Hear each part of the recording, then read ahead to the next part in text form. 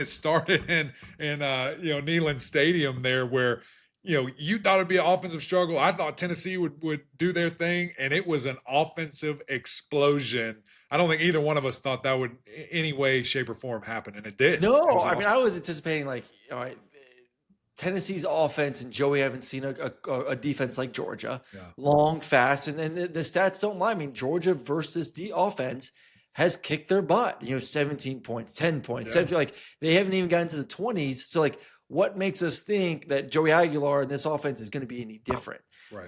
And then flip on the other side, Gunner, first true road game. Georgia's had some questions at offensive line. Can they get the passing game going? So there was just a lot more questions on the offensive side Mhm. than the defense side. Obviously, Tennessee was battling two of their cornerbacks out for the ball game, but still, Georgia's not shown the ability to push the ball vertically down the field or create enough time from an offensive line perspective to be able to give Gunner an opportunity to throw the ball down the field. So to come out there in the first drive, Tennessee go right down there in like a blink of an eye, score a touchdown.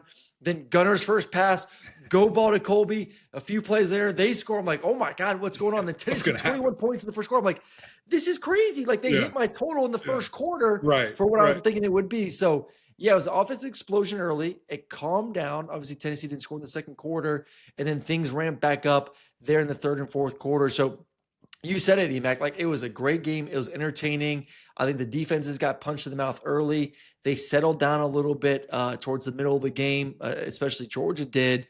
But I think Tennessee's got a ball team that can be competitive. I think we saw that for the first 2 weeks.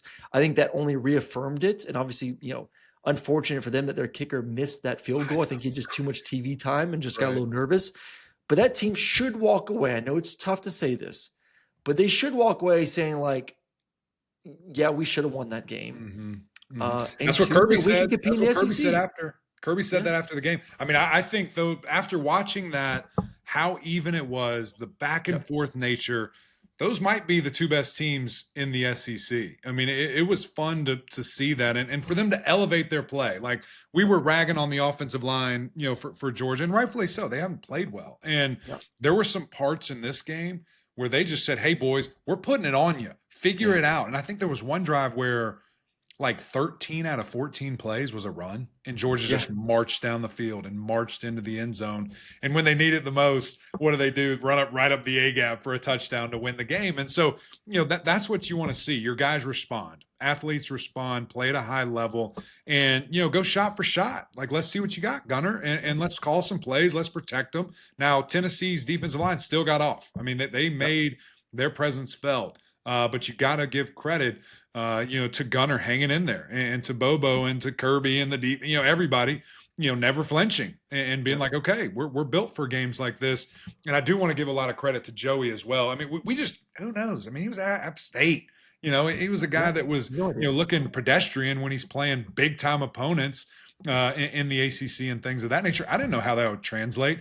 He's played very well, and it's been fun to watch. I'm sure it has for you from a quarterback perspective as well.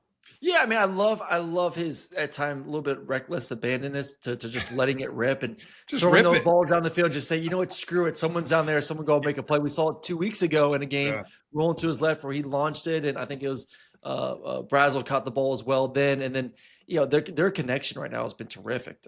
You look at those receivers for Tennessee.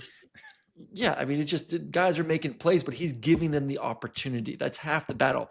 There's a reason they play defense.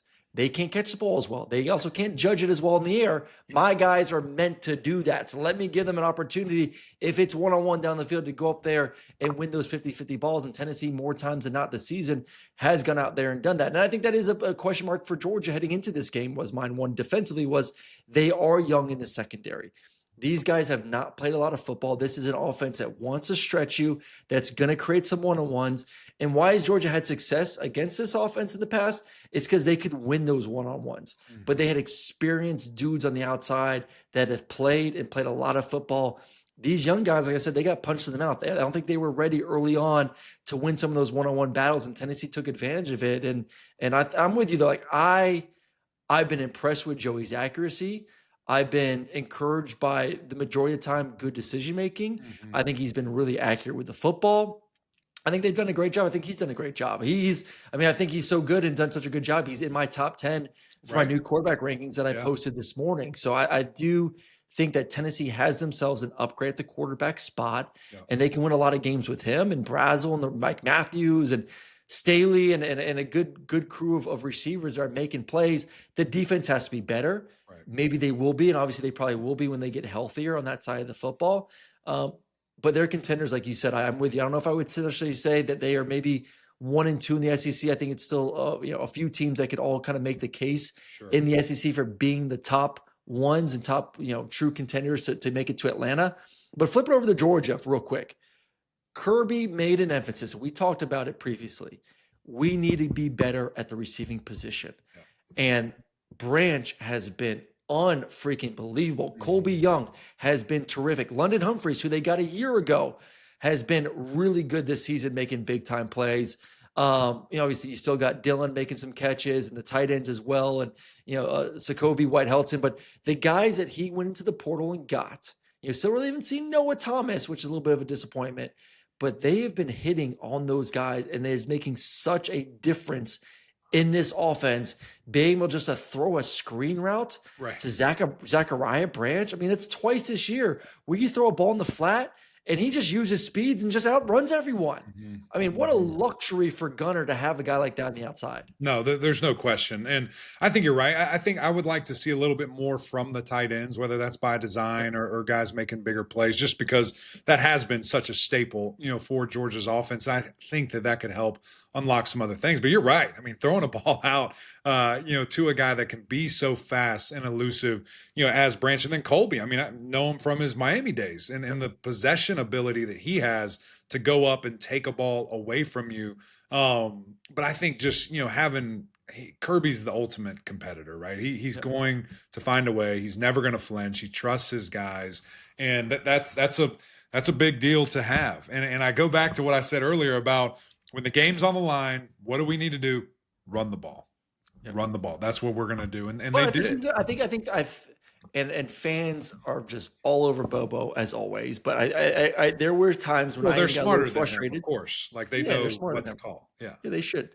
I was a little frustrated at times too with like let's push it. Let's take a couple shots. Yeah.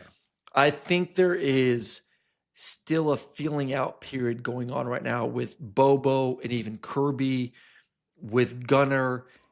How much can we put on his plate? How much can we trust him on the road in that environment? We're winning the football game.